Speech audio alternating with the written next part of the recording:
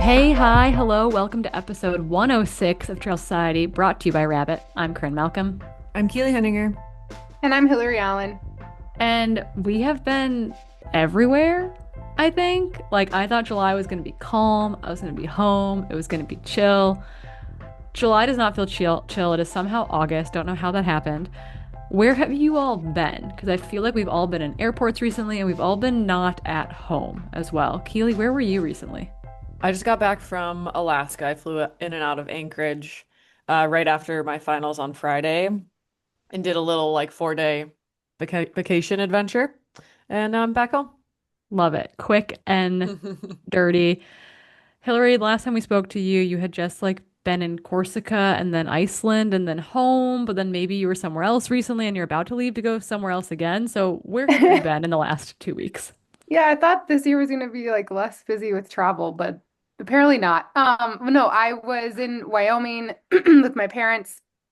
Yeah, kind of just like getting off the grid a little bit with them, visiting a place I grew up camping. So that was awesome. And then my sister got married, so I was in a different part of the state, in Colorado doing that. And then I'm actually about to go to Alaska to do a couple races. This is all before my school semester and everything kicks off. So yeah, I'm basically doing what Keely did, but kind of in reverse. What Yeah. races are you doing? Yeah, I'm doing Kasugi Ridge. Oh, yes, that is beautiful, I've heard. Yeah, so Cool. I'm actually not going too crazy. I don't need to do anything terribly long. The whole entire ridge is it's a 50K race, but I'm doing the half traverse. Mm. And then maybe another day I'll do like the rest of the traverse just to see it. And then I'm doing the Veins of Gold. Nancy Hobbs actually flagged this race for me because I was looking for uphill races. And it's outside of Anchorage, it's in Palmer. And it's Mm-hmm. like an 8 mile race, and it climbs about 5,500 feet. So Sick. perfect training. I'm just using them as like fun. Like it's a fun way to get a hard effort in, like like a race. Like so, I'm just gonna use it as that. And then actually, the day before my sister's wedding, I was in the area. I did like the Vail uphill, like berry picker local race series. So like Nice. just Nice. trying to have fun with workouts, like so I don't get burnt out by doing them by myself. Just do them with some fast people. I Smart. love it. I love it. Hopping into things. Yeah, I was took a red eye last Monday to Baltimore, Yeah, got Corinne, stuck in you got some Baltimore things.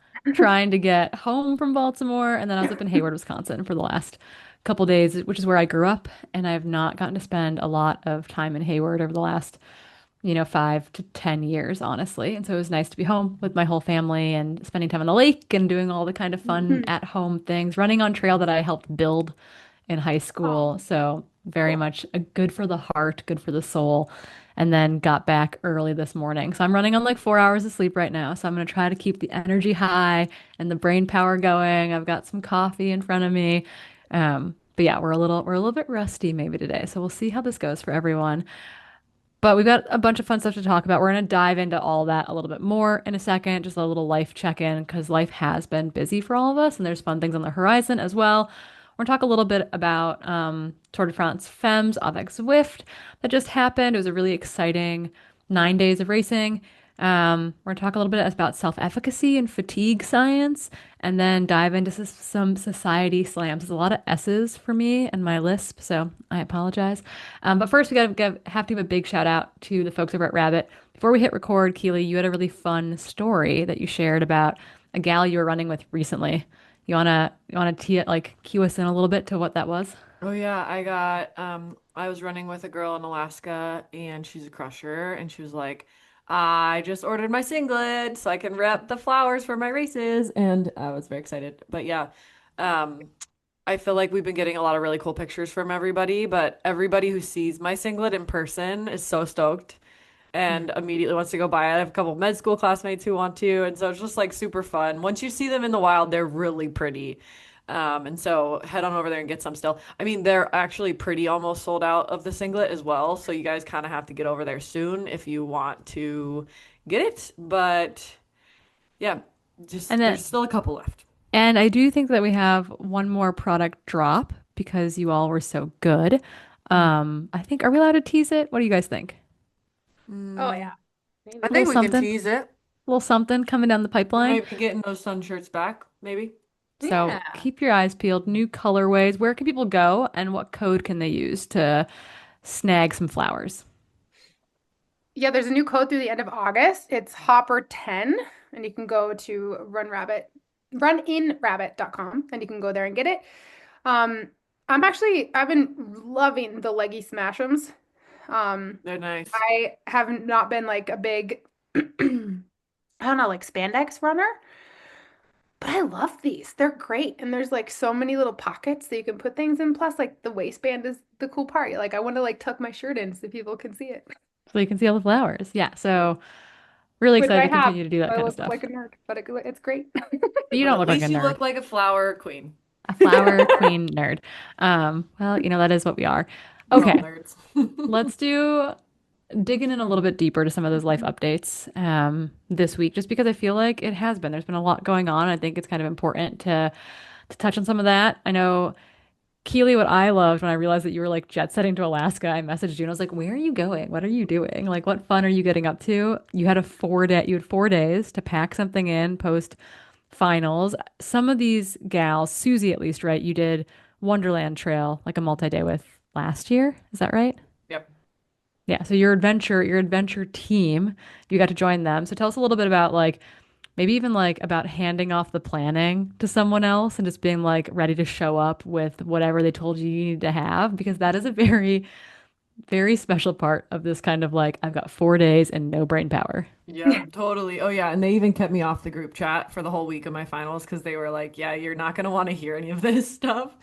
But I mean, Susie's one of my best friends. We've done so many adventures together. She's lived in Alaska for over a year, year and a half, and then two of the girls that went with us, like either are from there or live there for a really long time.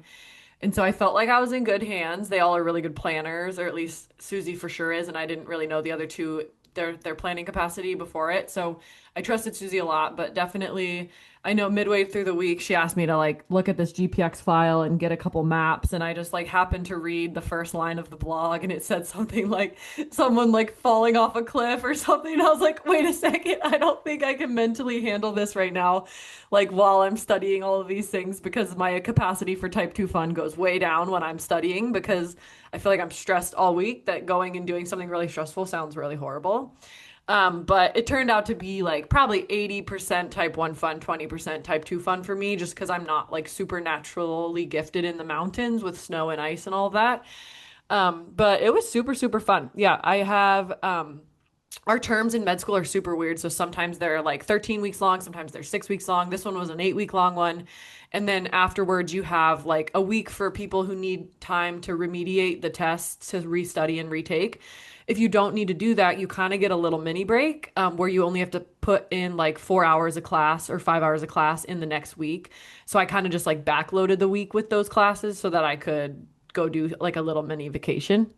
So that was kind of how I pulled that off. And it's really fun to kind of just throw those little things in so that you don't feel like you're just you filling all of your free time with really mundane tasks that you also don't have time to do, but don't fill the soul very well. Like I could have just like went to the dentist and cleaned and done all these really boring things that I also don't have time for, but I think that the soul is now full a lot The more than it would have spirit been. sponge. You had to dip the spirit sponge in the Totally. adventure for a little bit. Yeah, but the adventure was crazy. Like, holy smokes. There's a section that's like you're traversing this snowfield on the side of this mountain, Little and glacier travel for you. I love it. whew, it's like if you take a wrong step, the consequences are not small, and I just don't feel that naturally good on snow. So I was just like, every step was a breath, and I'm like, okay, and okay, and okay. So it's fun to be humbled and feel like you now have a new bottom for your like, or I guess a new like threshold for what you can tolerate and what you can do. So that was really, really fun to be empowered to feel like you can do things that you've never done before. So I like doing that at in the 30s. You can still try new things and be humbled. It was really, really cool. I was gonna say teaching an old dog new tricks, and we're gonna get comments about that. They're gonna be like, "Corinne, Keely's not an old dog," and I'm like, "No, she's not." But we're continuing to expand and grow, and I think that that's really important. I mean, you're in school right now, so growth mindset has to be like what you're living. Totally. Yeah. And I know it's like I think I'm growing through everything. And so it's fun. It's like, but it's not the same as doing something that makes you kind of scared. You know what I mean? So it's like kind of fun to get outside your comfort zone as well, to be like, oh gosh, okay, this puts everything back into perspective a little bit. Also, just like the way li people live in Alaska is a little bit different than the lower 48 in the way that they treat things and like because they have other things to worry about than just like little teeny mundane things that we can get caught up with sometimes in our lives. And so it's like just a really good mental refresh. That makes me so happy. I didn't know Susie had moved over there. That's really cool. Yeah, she goes there like 3 times a year for work, and then during COVID, she just fell in love with it. So she stayed there for maybe a year and a half, lived in a dry cabin for a whole winter. Like Whoa. she legit did it. Yeah. Like we've got friends who live in a dry cabin in Girdwood, and it's like that's a whole Mhm. thing. That's a thing. Girdwood is also beautiful. We stayed there for a night, and oh my goodness, I love it. It's like Park City on steroids. Alaska's pretty special. It's got kind of like that island life vibes too, It's where just really like cool. they work at a different speed up there. Totally.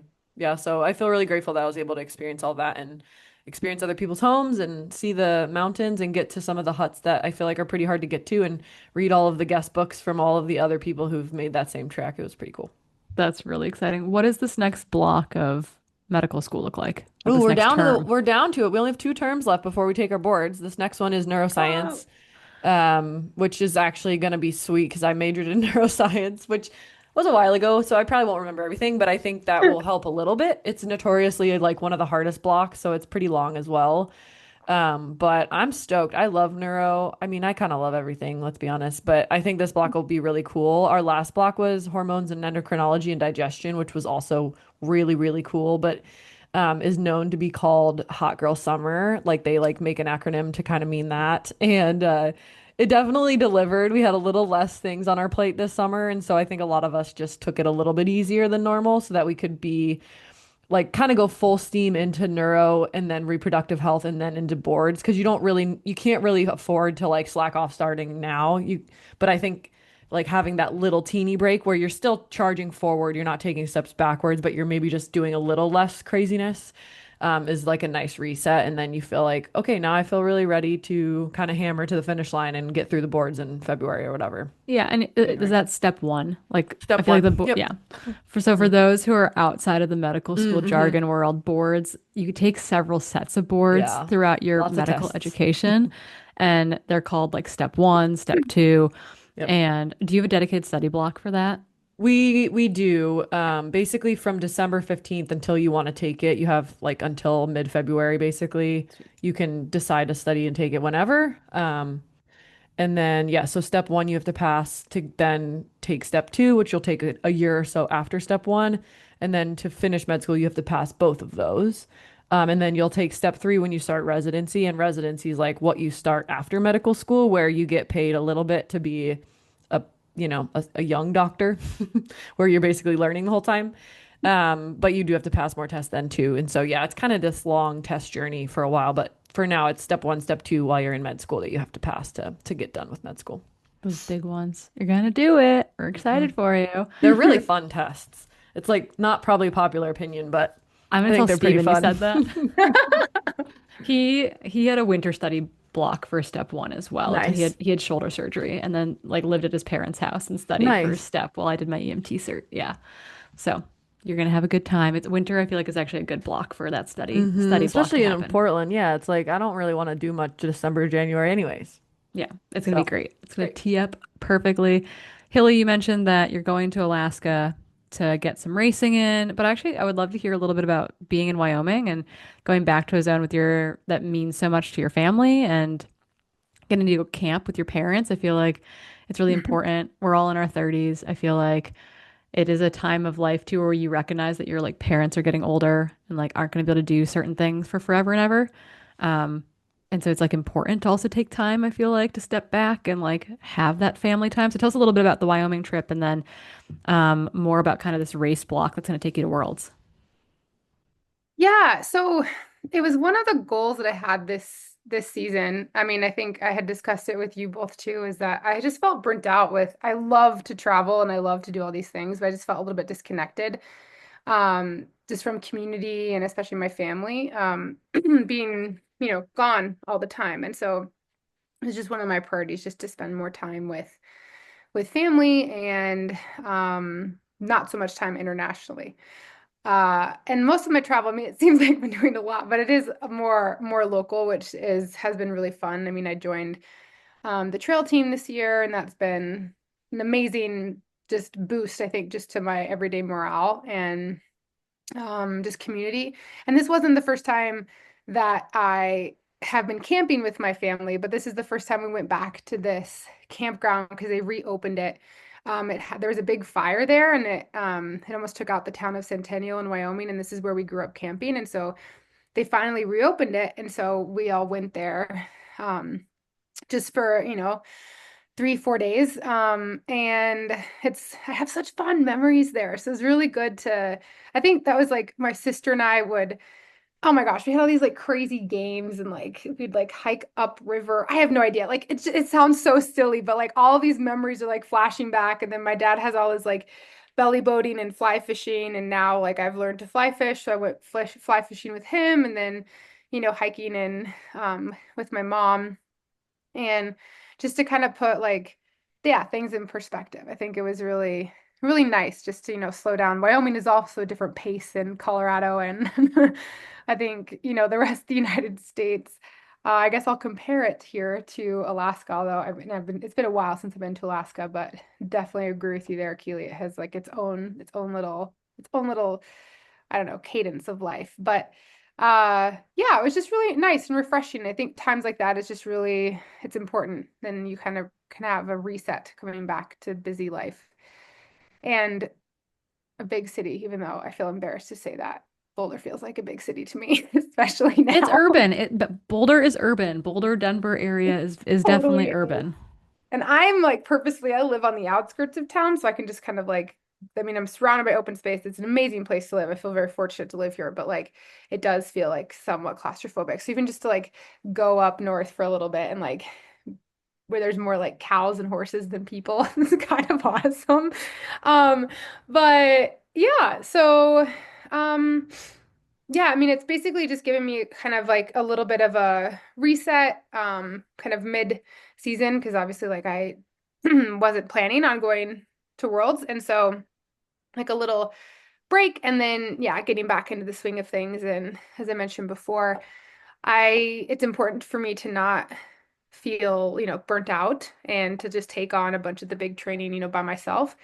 And so a fun way to do that is I took some of these longer races off of my schedule because I don't need to do it. And I just put some short fun races. And Corinne, you met Elise, right? My Hmm. best friend here in Boulder. Yeah. So she's like, she knows I'm going to Worlds, and like I was looking at these races and she's like, Hilly, go to Alaska. I'll come with you. And so Elise has planned, talking about planning, Keely. Elise has planned this whole thing, and it's like a couple weeks before my birthday. So she's like, this is gonna be for your birthday. I'm booking us a cruise. We're gonna do a wildlife like adventure, like scouting, I don't know, sightseeing thing in Seward, Alaska. She's like, you can even go Nice. up the Mount Marathon course. I'm like, oh my God, okay. No, but it's awesome. So she's like, planned a lot of this stuff. So we're gonna have like a little girl's best friend trip. And I convinced her to also do this Veins of Gold, mostly uphill race. And I think Elise might kill me when she sees me at the finish line. But no, she's gonna have so much fun. But it's just basically a cool thing to be able to kind of get in the training, but in like a low stress environment and then have a lot of fun in the meantime. So, And then when will you go over for Worlds is like what, like middle end of September? yeah, the end. So it's the 24th is when it starts. Cool. And then there's kind of like a race every day. My race is the first race, technically the second, because we have a guys and girls separate start. So mine is the Thursday, the 25th of September, and then there's like the classic and then, the marathon and the ultra kind of the one day until the weekend. Um, I mean, speaking of community and stuff, it's like I had worked really hard to figure out a way to put on a hilly goat camp. And it's actually happening in September. Sick. So I will do that. And then immediately after, I will go to Worlds. So I'm really excited that I had the foresight to plan it to be like just in case if I go to Worlds, then I could go. You left just enough space to Just make sure enough you can make the trip. space. Yeah, so yeah, that's kind of the updates. But then, I mean, Nice. And Alaska's school will be far. starting. Yeah, yeah. That was also the main thing is like I want to, I mean, obviously my school's not like Keely's. I mean, it's like, mine's all online. So I don't have to, I mean, there's a few things that I'm going to have to go to in person and all this other stuff. Um, in person, sorry, virtually. I don't have to go to Alamosa, Colorado, but like at least in the first couple semesters. So there's a lot more flexibility there. It's basically just prioritizing the time. And of course, there's going to be another layer of obligations and but I'm really excited about it. And so that was also kind of the point of wanting to do a cool trip um, before that all kicked off. So I'll hit the ground running. I literally have, I ordered my books for the classes. They're sitting here on my desk and Oh, that feels so good. You'd be like, I've got my nerd stack ready. I know it's great. I'm Yeah, so I excited. feel I like have I to did go to that though, and I Target. have read 2 out of the 10 books that I bought, and I probably sell 8 of them that I haven't touched. Yeah, I know. Yeah, so that's always the thing. I still have some of my like, biochem and chemistry books and like Hmm. books from And some grad of the school and books are stuff. really great. I feel like they Right. really help, but then some concepts I feel like are just like way easier to understand in a different format, and so then the book's just not really helpful. But it's hard to know that till you figure out what you're learning and which one's better to read. Right. Yeah. Yeah. So I mean, I'm excited. I need to go to like Target to get some like different highlighters and Nice. stuff. It's like my favorite part about school. I like never liked school Gonna clothes go get shopping. New a new backpack, trapper trapper. keeper.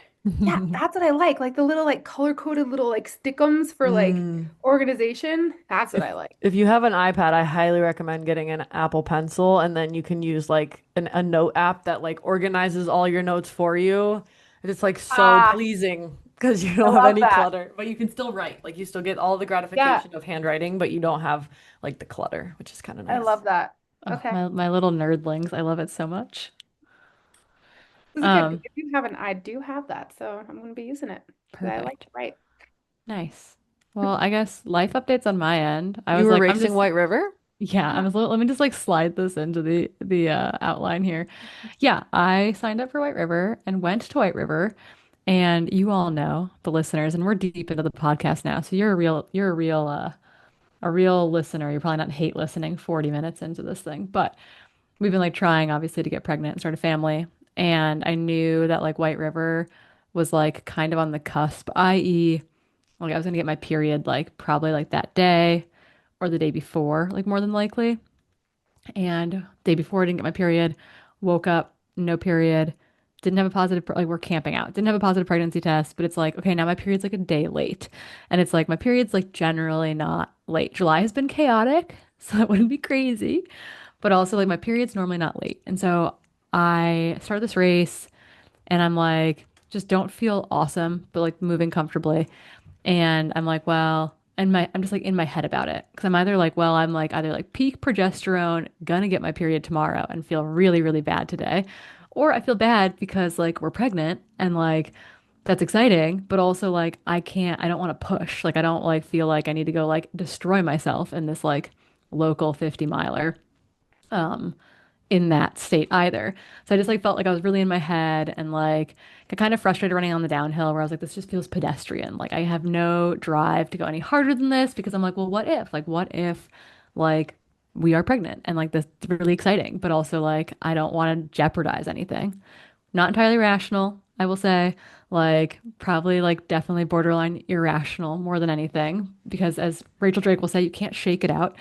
But I just like had this like sensation where I was like, I like it's not worth it. Like this isn't worth it right now. Like I don't like being this uncomfortable about it.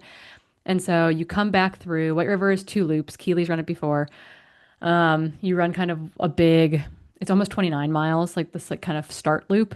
And then you come back through the start finish and then you go back out and run another like 21, 22 miles on the other side of things. And so we came through the 29-mile mark and like on this long downhill down Ranger Creek, I was like, yeah, I'm gonna like call it a day when I get in there. And it was kind of weird too because we started there's a 50K now and we all started the 50 mile and 50K started together. So I was like running with like the second place 50K runner like female most of the day too. And I was just like, this is like, I don't know why I'm doing this. Like, this isn't like, I'm not having a good time and I'm really stressed about it. So I came to the 29-mile mark and was like, saw Steven and our dog and our friend Damo. And I was like, yep, I'm good. I'm done. Like, that's all there is to it. But it was like one of these situations where I was like, there's probably like 4 or 5 days a month that I don't feel super comfortable racing right now. And it happened to be like there, where there was this unknown and this uncertainty. And if I'd gotten my period that morning, probably a different story. Like probably would have had more GI upset, I guess. But like I think mentally I was just like really in my head about it. And I was like, okay, I recognize that like there's this like very narrow window every month where I like right before my period or like waiting to get my period where I probably don't feel like emotionally comfortable racing and just like I'm going to need to adjust for that. Hmm. Yeah. It's Oh, so dumb wanting to have a baby. oh, Corinne. Not dumb at all. No. No, it's not dumb. I'm just Mm-mm. like, yeah, I can't obviously I'm not imagine all the prepared, but it's just feels like that you have. the Yeah, mind game, you know? totally. Yeah. So just like deep in the feels on that one, but it also was like super content like dropping. I was like, yeah, it's not worth it. And then I got my period the next day. And I was like, well, there you go. Like I didn't feel great because my progesterone was super high because I was about to get my period. But yeah, I got my period the next day. So that is that. But I was like, okay, like I learned a new thing about myself in this like journey of like, yeah, I feel good racing and training hard and doing X, Y, and Z thing during, you know, 28 days a month. But there are probably 3 days a month where I like just am like, you know what? That is just one more race weekend that I'm gonna eliminate from my options. Hmm. Yeah, So, I've noticed in that period as well, like in the days leading up to my period, I describe myself as having like negative patience. I normally have like very little patience to begin with. I'm not a very patient person, but then in that time I have like negative patience, and I've yeah. learned to like recognize that and then like communicate it. So I Yeah. don't like piss people off. But yeah, but I mean I've had those days too where it's like, okay, well then I can't like UTMB when I like nah last summer. Yeah. Oh, we've all done a late luteal phase race. It is not my favorite time to race, Ugh. generally speaking. But yeah, adding this like kernel of like, did a body of cells decide to implant in my uterus? I don't know. We'll Hmm. find out. Like that's just like you're playing the waiting game, and it's like I mean, I still am not in the place where like Stephanie Case talks about like she didn't race for a long period of time because she felt if she put a race on her calendar, she was like telling herself that she wasn't going to be pregnant. Like I don't feel that. Like I'm like like fine to put a race on my calendar, fine to train really hard, do those things, but it's like this like that waiting game is like really it really messes with you for sure. So I I feel bet. for everyone out there who has been in that boat, is in that boat, because I don't think you really understand it or appreciate it until you're in it. Mm. And I am just officially deeper and deeper in it. Hmm. Totally. But that's my life update. Super exciting stuff. It is. It is. It is. And it's real. Thanks for Yeah. sharing. Yeah, it is real. And I do know that like it's been actually like talking about it kind of over the last couple of months on the podcast has been great because I am having conversations with people who have been in that boat or in a similar boat or are deep in that boat or in a or like are in a worse place than I'm in. And just like recognizing again, just like so many of these conversations that we have, be it about bone stress injuries or periods or performance anxiety, like you're not alone in any of it. And so it's just like it's nice to have that kind of continual community of people who particularly around topics that we don't traditionally talk about that feel Hmm. taboo in a way or feel like TMI or too personal.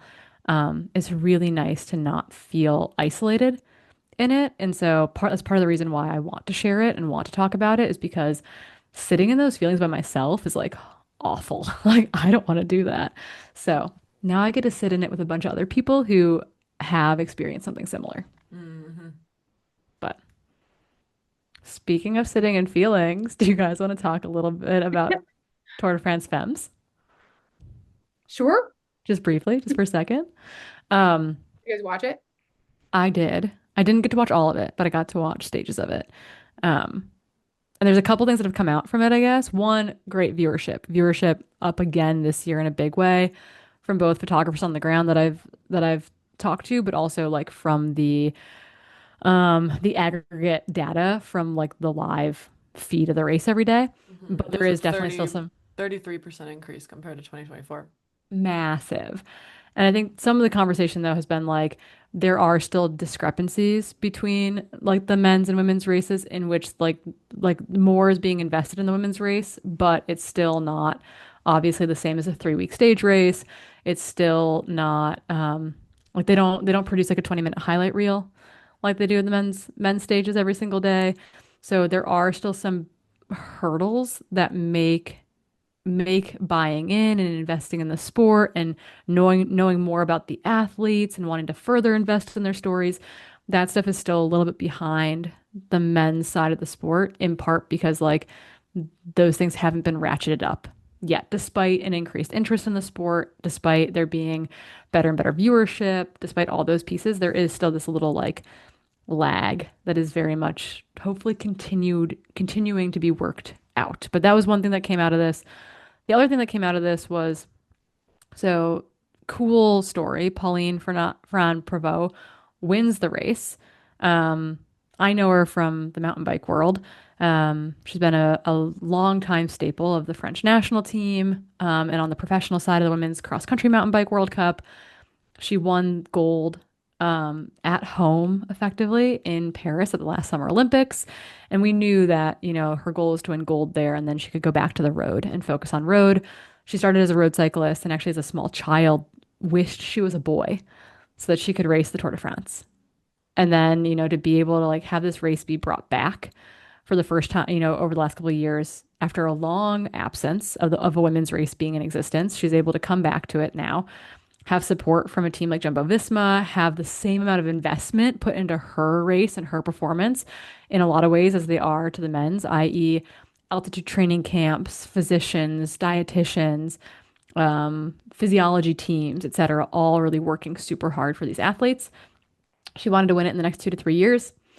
She won it this year, and that makes her the first French woman in 36 years to win.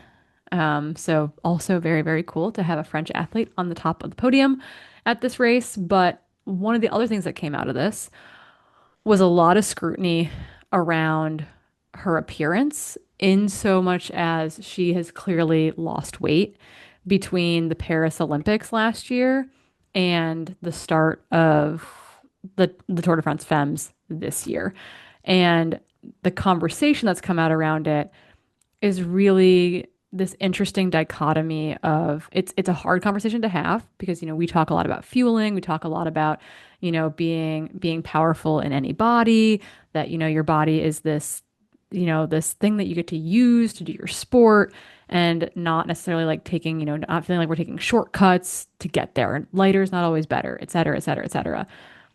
But interestingly, part of that like dichotomy and dissonance in this conversation is that the men, including her male teammates like Jonas Vingegaard, Sepp Kuss, etc., or male comparisons, in Tade, are not being criticized, or at least not being hyper criticized over their body fat percentage, their physique, them losing weight or gaining weight, etc. And this seems to be kind of a continued double standard in which the appearance and or weight of an athlete, particularly in the women's sport, is their descriptor over their actual performance. And I think that is like part of that. That is part of this nuanced conversation in which it's like what are we doing at like what disservice are we doing to women's sport if that is the like predominant narrative and storyline that like tries to outshine her incredible performance, like, bringing home the yellow jersey in this race.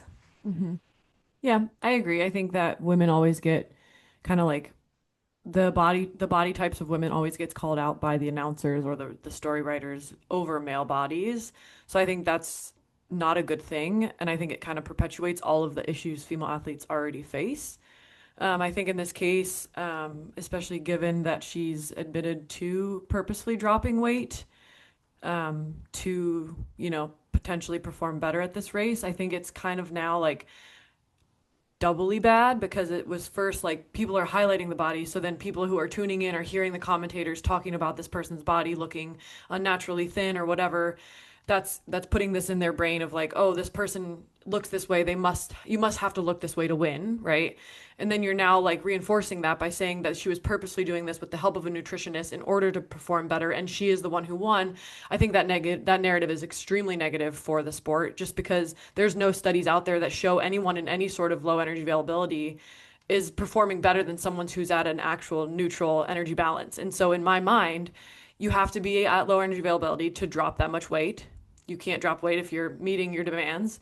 That I would argue that she might actually have been able to perform better if she was at maybe not at that energy Yeah, we'll deficit. never And so know, now right? we don't know. Yeah, and but now that narrative is baked into all of those young girls who are watching the Tour de Femmes because of the commentators' inability to ignore what people look like, and now the secondary narrative around her purposefully doing this for success, and it worked. And I think those are the kind of stories that will stay in people's brains, unfortunately, and potentially do the whole sport a disservice for some of the girls watching the sport now and wanting to win in the future, which in my brain is not great. Yeah, and like it had this fine line between like, well, she looked a certain way when she was mountain biking because those were the demands of her sport, and she looked a certain way this spring on the flatter road races like the Roubaix because she needed that mass to put out the power. Like that's how it's being reported anyway. Yeah, yeah. And then like, knowing that the specific demands of this 9-day stage race was going to be, effectively a 90-minute climb where unlike running where there is like some more economy, like some like personal economy stuff, like I think biking gets boiled down a lot to this like X watts per kilogram, which is not Hmm. like 100% tried and Right. true, but it is much more relevant and true historically in like the cycling peloton than any sort of comparison that we would see, I think, generally speaking, in running. Hmm. True, but it's not been studied in female cyclists nearly enough. Yeah. And most of the time trial data on female cyclists, even looking at that number, Yeah. it's not relevant when the person's energy deficient. So it's just interesting. And then you Right. have all the hurdles with energy deficiency. Immune, Mhm. like there's a great post that just came out about like X amount of time of low of LEA in female athletes promotes like this like really interesting immune response. Sorry, Hillary, what were you gonna say? No, no, no. I think I wasn't saying like I think I do like I see the nuance to both of these things, right? Mhm. But like my biggest feeling upon reading this and seeing it was like disappointment because of what Keely had outlined. And the thing is like she can say if it's purposeful, but say, oh, it had the help of doctors and it had the help of nutritionists.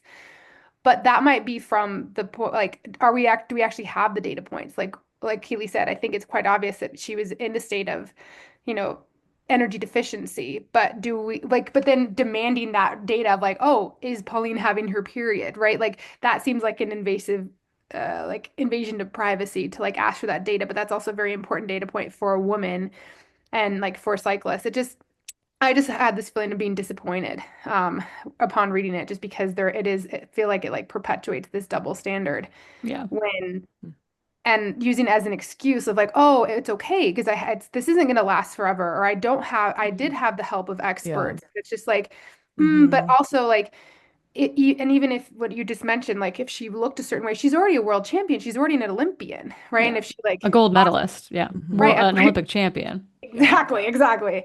And Hmm. like, I've seen Pauline, like I had the pleasure of watching her race at a World Cup in France. And Hmm.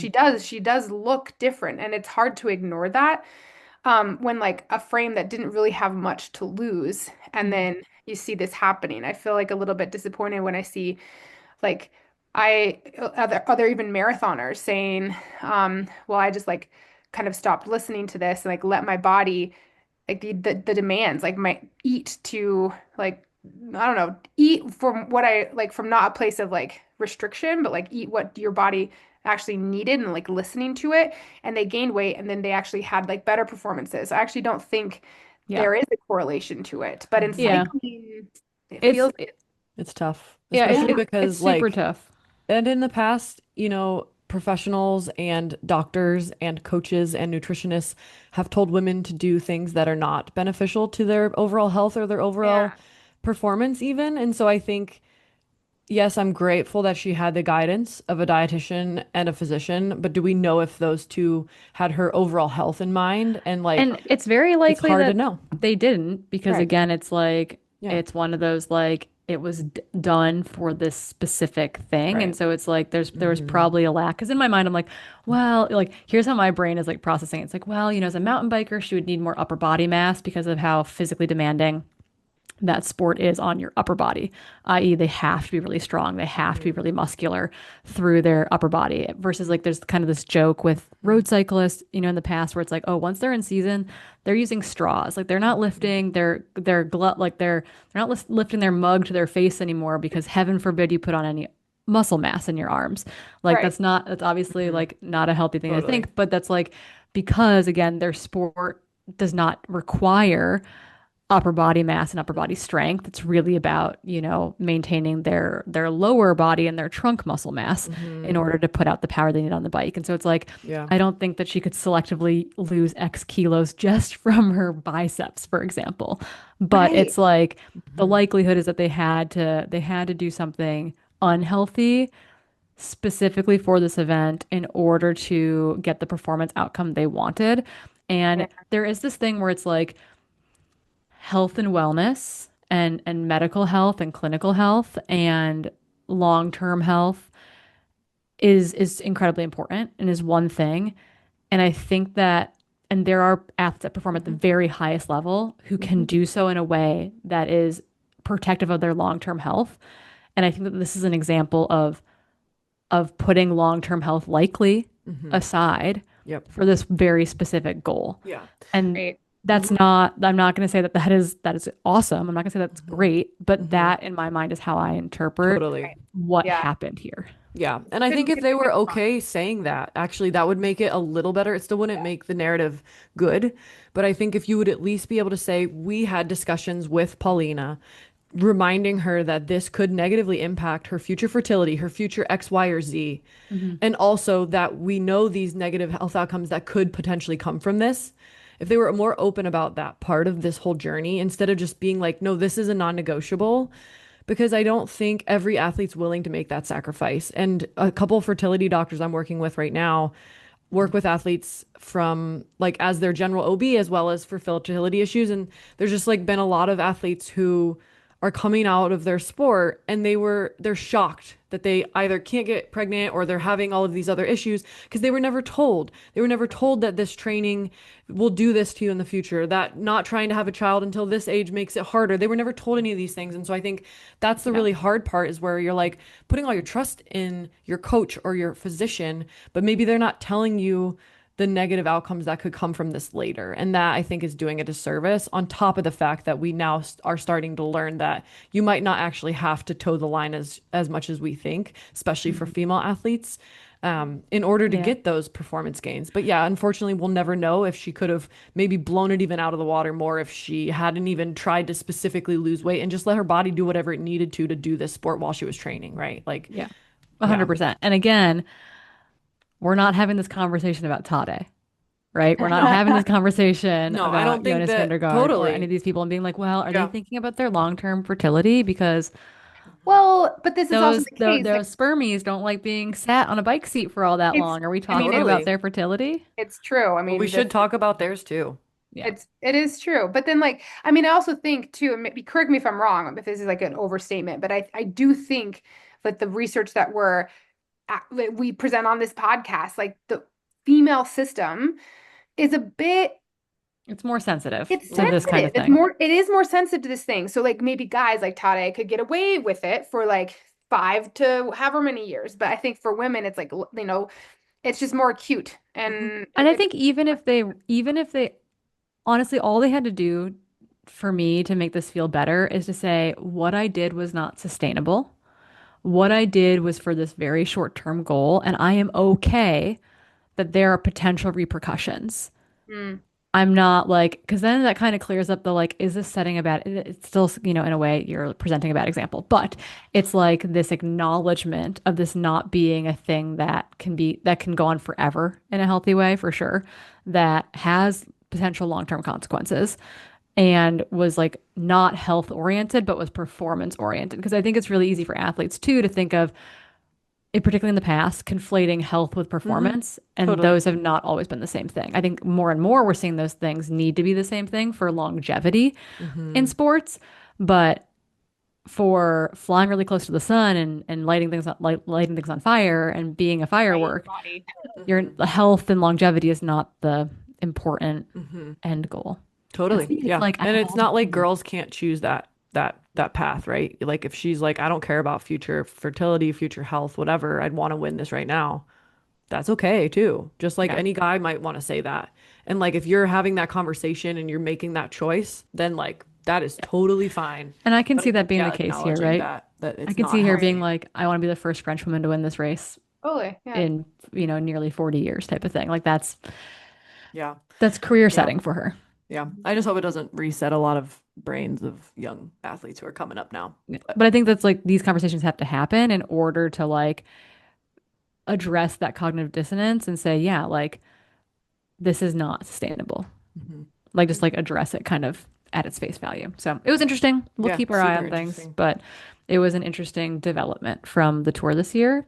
And it Glad was you great pulled it. racing. It was crazy racing. Yeah.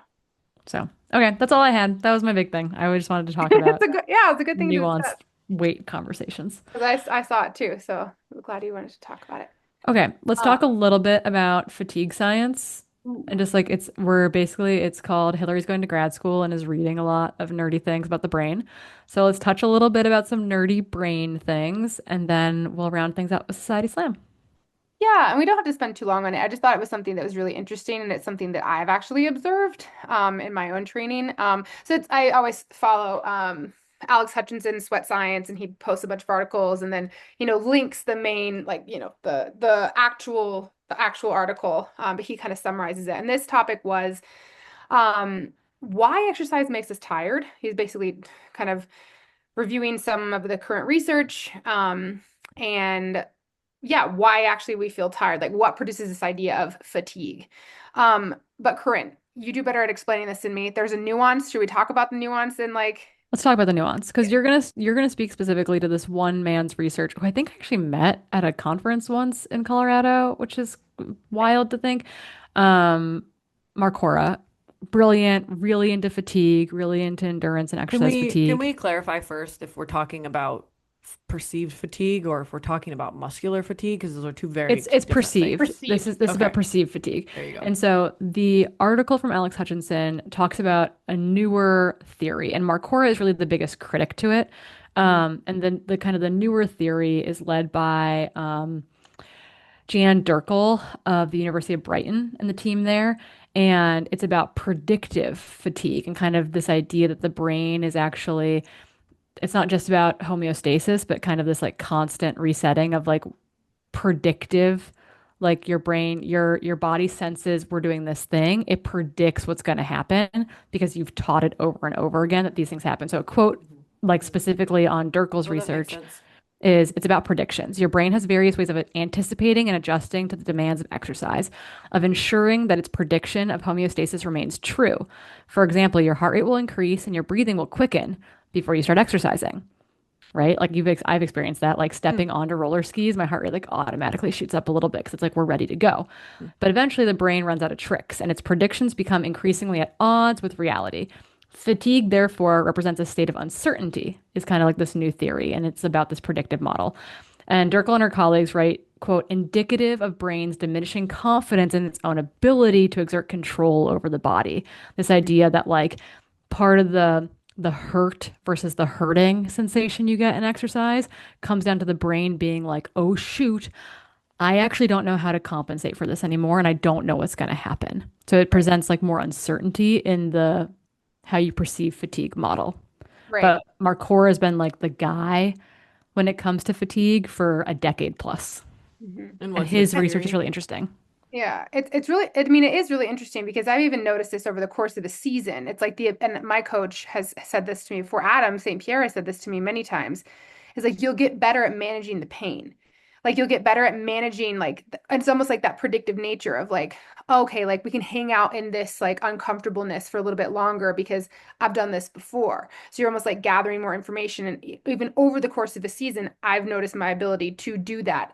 And there's been other research studies that like if you ask an elite athlete or kind of how they or like even a survey like ask them how they actually dealt with this during a race, it's like their ability to problem solve and to like use their mental cues to kind of work through that uncomfortable moment, like whether it's during a 5K, 10K, or marathon, the athletes are like using a bunch of mental cues to almost like trick themselves um, into like hanging out in that zone. Um, and so, yeah, it was interesting to kind of look at this. Basically, um, so in the outside article, Alex summarizes kind of what they're talking about, but they basically were using physiological stress like heart rate, lactate, predominantly in like a cycling FTP test, while cyclists pedaled to exhaustion. And their participants were exposed to either happy cues um, or and they performed significantly longer and reported lower perceived exertion than those who were shown neutral or negative cues. That makes Um, sense. and I mean, I've heard this. It's like you have to kind of like know this is some of It's the like mental. positive self-talk is Makes total good. sense. Totally. Yeah. Right. Yeah. And so it's like these fun, it supports the idea of this like it's just it's not by metabolic or metabolic limits. Like we've heard this all before. Like people at the Tour de France will land up or will line up. Let's do the Tour de France Femmes. And they'll line up. They have like very similar FTPs, like all of this, these power, this lactate threshold. They're all very fit, but someone will win. And usually it's the person who is able to problem solve or have like a better mental state potentially going into it, right? I guess the jury's still out on that. This is not an accepted model. It's still like highly debated in the field of psychology. So, but it's really interesting because this model builds on the ideas of Tim Noakes, like the central governor theory. We've all heard of this, which argues that the brain regulates exertion to preserve your safety reserves. Like if you're in trouble, it's like, oh, I'm starting to feel tired. I'm going to tell myself that I should think about stopping. And so the brain essentially decides these limits before the muscles truly break down. So if you can kind of be in that zone of hanging out here, you can push yourself to actual physical exhaustion, which is probably not the best thing if you were, hunter-gatherer and you just didn't listen to those cues. But so there's a reason why we have them. But yeah, it's interesting to think about this in the world of psychology and what you could actually do to um, push yourself further uh, to the actual point of potentially physical exertion, not just the perceived one. And I like this because it talks about like, interventions of motivational self-talk, breath training. How do you do this? Like, how do you actually resist fatigue from a cognitive perspective? I mean, I think I recently read an article too about how I think I forget where it was, but athletes, if they're like looking at social media or outward pressure, like before a race, they seem to perform, or a hard effort, they seem to perform poorly compared to those who just kind of eliminate from that from their pre-race routine or pre-workout routine. So I think it can actually become a lot of very pertinent because there's a lot of external noise that can interfere with I think people's current psyches, especially when Yeah. we're looking at these sports. And I So think Marcora is really into kind of like the self-efficacy stuff as well. And so that was kind of like the dissonance between the some of the new predictive, like this idea about the brain being predictive and like kind of trying to judge what's going to happen and like fatigue maybe being this element of it feeling out of control in that judgment is like his biggest thing is that he'll keep going back to self-efficacy as that kind of like criticism of like, well, aren't you just talking about self-efficacy? yeah. Like, aren't we just talking about like convincing our body, convincing our mental reserves, convincing through practice that we have the ability to accomplish X or Y goal? And Mhm. so kind of he will continue to kind of bring it back around to self-efficacy and like building on that, training that, developing it as an athlete. And Mhm. that is like a superpower when it comes to perceived exertion and limitations, Right. Yeah. which is cool because self-efficacy can be built by like me watching Hillary do something really hard. Yeah. Hillary makes the world's team and I go, "Oh, maybe I can run uphill really fast too." Yeah, you can. You know, like that's how like Yeah. self-efficacy is cool because it's not just about you doing the thing. You can also build it by seeing other people do Mhm. hard things too, which I think is in the sport of trail and ultra running, that's how you take the leap from doing a 50K to a 100K or a 100K to a 100 mile because that is a big leap into uncertainty. Yeah. Nerds. Yeah, I like it. It's Yeah. really Look, we'll get more of it. We're gonna get more psych talk. We're gonna get whatever neuro or endocrine or something talk that Keely's got going on, and then we'll get our psych talk from Hillary, and we'll mash it all together week after week. Keely, any kind of thoughts on perceived exertion or fatigue, or even just like anecdotal experience in that regard? I think I see this in a lot of athletes who've had negative racing experiences recently, and then they go into another race, and maybe they're not able to shake that negative race experience, and then they continue to have a negative race experience. And so I think there's a lot of power in trying to change that narrative because I think the narrative does relate to your fatigue during that race. But I don't know how to change that really. It's obviously hard and probably requires a lot of time with therapist and just like trying to figure out why you have this negative mindset. But I think we've all been there where we started a race in a negative mindset and doesn't go better. Yeah. I Yeah. think you can practice it too. Like Yeah. I think Hmm. when I practice it, I mean like I think intervals can be really scary and I think they can be intimidating. And I think that you can teach athletes some of this stuff that they can do hard things by embracing that interval set, by having those feelings come up in a workout where you're like, man, this frickin' sucks. I am moving slow, negative, negative, negative. And Mm. being like, when that thought comes up, what do I do? And then like, how do I get into the next interval? And how do I get into the next interval? Even when this interval feels impossible, how am I going to do the next interval? And so I think that that is maybe, it's hard to race a lot, particularly at the ultra distance. So it's like, oh, jumping into shorter stuff might be a way to practice that more. But I think the other way to practice that is in your weekly interval workout when it doesn't go good or doesn't feel great, because I have plenty of those. And that is how I try to flex that muscle frequently. That or Yeah, you suffer. totally. Yeah. But Yeah. then, yeah, just reminding yourself that if you're suffering at every single workout, there's probably a different reason than just mental. Yes, there are physical Literally things that are every happening. single run shouldn't be a sufferfest. So just Yes. keep that in mind. Totally. Rule But of thirds, right? Maybe. yeah, but yeah, so I think we should society slam it. Before you guys get to hear our society slams, you should hop over to runningrabbit.com and use the code Hopper10 for August and get yourself an ice bandana for those of you racing anything in August and September because Or it's going to be javelina. hot or have a Lena. And then we have our racing singlets out still. I saw there's some sizes left, not every size, but go check if your size is still in stock. Get that singlet. It's super technical, really good at material, has little holes in it, so it's very breathable, and you'll look like part of the team at your next race. And we can't wait to see you out there. Yeah, we'll come up with some phrase we can yell at each other when you see the flowers. You yell, I love your podcast at whoever it is. That'll be kind of great. Okay. I'll take this first one because I was all watch the Femmes this entire episode. So, okay. Long one on Watch the Femmes effectively. Hey, I just wanted to pop on here and say that I really appreciate the women's sports news updates. I'm feeling a bit discouraged, specifically in trying to access the Tour de France Femme coverage. For context, I'm not really a sports fan and never historically watched sports, men's or women's, but got really into the Tour de France and following cycling with Netflix Unchained. It just gave me stories of athletes and a reason to root for them. So this year, my partner and I got a subscription to follow the race, and it was great. Weekend mornings, we'd have the race on, and weekdays, we'd watch the 20-minute long daily recaps while we were making dinner. I was excited to do something similar for the women's race and to start getting to know the athletes by the actual racing and highlights. But I was so disappointed to learn that there was no daily extended highlights of the women's race. So not only is the race way shorter, less weekend watching, which is a big deal for many of us, less access to keeping up with the daily progress for regular people like me with a job to get while the races are happening, combined with no similar Unchained documentary on the women's side. It just makes it so tough to have that initial buy-in and sustained engagement through the length of the race. I just wanted to express that disappointment to someone who can commiserate with me. A message to online subscription services about extended highlight. I still didn't feel like it was enough action. So still watching the women's races and the short 5 minute highlights as I can, but the ease and buy-in is noticeably absent or diminished on the women's side. Just really goes to show that not just having women's race, like that's not enough. And the advantage of the men's sport having attracting engagement seems just to be systemic at this point. So cheers to the hope of a women's Unchained documentary in the future. I'm so here for that. We could not agree more.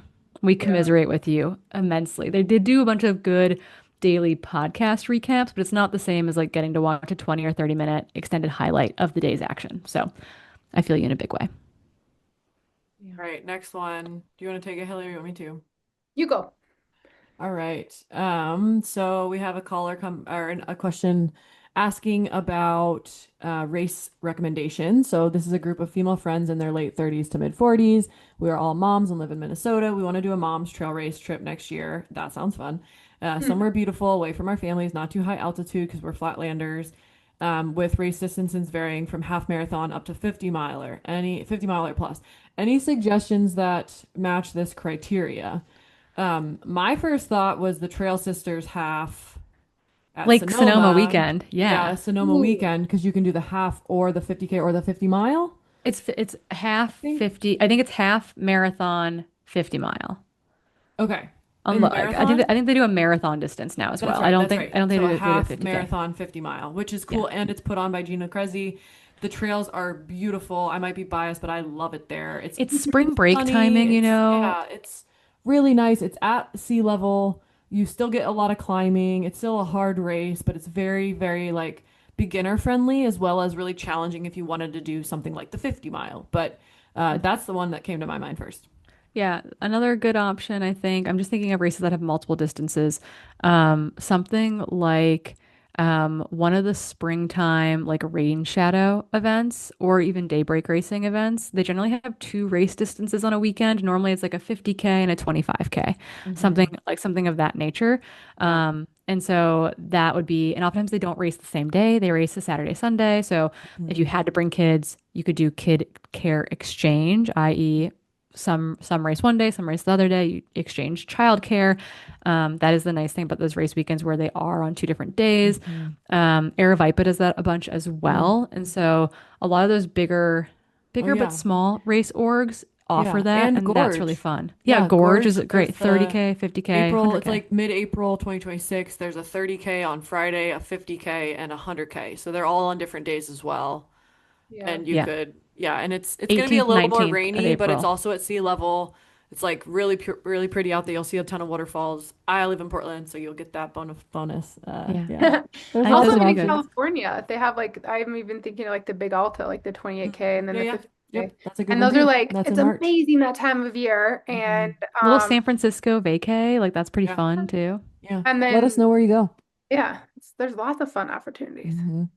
Yeah, I think from Minnesota, like those would all be like Minneapolis to Portland wouldn't be crazy. Um, Or San Francisco. Minneapolis Yeah. to San Francisco, Minneapolis to um, yeah, to Sacramento or San Francisco for Lake Sonoma. Like those would all be really great fun weekends with multi-distance options. I have one other suggestion because Yeah, I think next year there's going to be a really cool thing at it, Tiger Claw. I Mm. know that there's like a 50K, but Ethan's working on doing like a relay type version where you could do like different distances and do the 50K as a team. that'd be And that's cool. a super beautiful time of year in Issaquah. And Rabbit's I gotta plug Rabbit too because they're The title sponsoring the sponsor for that race. Yeah. so that was super fun and it's also at sea level. So Yeah, Mhm. May in Seattle would be a really easy place to get to as well. So, and then Corinne's place. No one wants to come to Denver or Boulder for high altitude. yeah, don't do that. Okay, hit us with the So last smart. slam. Okay, this one made me laugh. Okay, the question, what's a snack that you wish you could eat during races but can't? I have two. Eggs and marinated artichokes. I'm completely obsessed with both. Unfortunately, if I eat either too close to a race or a run, it's bad. The thing is, I'm convinced that if my body could break them down quickly enough to use it as energy, they would solve all my nutrition issues and palate fatigue. Any thoughts? This came up because I came home from a run and went straight to the artichokes, and I've had this thought often. So a quick fact here, because I looked this up afterwards, like what could it be in artichokes? Artichokes is one of the like few foods that's like the most naturally high in antioxidants. So maybe your body knows that it like might need a little bit extra boost from all the muscle damage and fatigue. But I don't know. I don't have the egg problem. I don't really Yeah, like I was it. like, and in my head, I'm like, are they scrambled? Are they hard boiled? Are they Wait, deviled eggs? Like, what are we rice eating here? cakes with eggs. I've actually eaten that while cycling, not running. Right, but But she's saying, what's your favorite snack that you love outside of running, but you can't have during running because it makes your stomach hurt? Mine would be like roasted or steamed broccoli. Love it, would probably love it during a race, but I would be pooping. You'd be tooting your little pants Yeah, off. mine would but be like, carrots. yeah. But I have brought carrots to the top of a summit, like baby carrots. So, Well, that doesn't count then. Chaos agents, chaos. but I was it's gonna like say, not the best. It's like not, and I can't eat carrots during an ultra, like or like there's not enough caloric density there. I mean, I've eaten so much weird stuff like oatmeal cream pies and like I am a mochi. Oh, I love bringing mochi. These are all like very easy things to eat. Oh, dang. I've brought a piece of pie with me in a Ziploc Ooh. baggie. So I've got like I'm very creative in this, but I think it'd be something like polenta, like cheesy polenta. I Oh, love cheesy polenta, and that but feels I've like that'd be had very that. messy. I feel like that'd be Corinne, cold and messy. haven't we had that like on our like hut to hut run in Chamonix? But maybe we stopped. We didn't have it like in the middle of the run. So I don't know. Mm. I'm just thinking of like the what is it? Just like a The All block right, of guess cheese, polenta. guess we all have iron stomachs here. block of Speaking cheese. of iron stomachs, if you're running, you should eat something. Oh, that's good. I'm thinking the only other thing that I would say is like something frozen. Like if I'm really hot, like now in Colorado, I just want to be eating like popsicles and stuff like that, but they can never stay cold long enough. There we go. Yeah, a very ice cream sandwich puddle in your pocket would be bad. Okay, we digress. We're gonna let you guys go for today. Leave us 5 stars. Leave us a positive review. No negative reviews around here. Share the podcast with your friends. And until next time, we'll catch you out on the trails.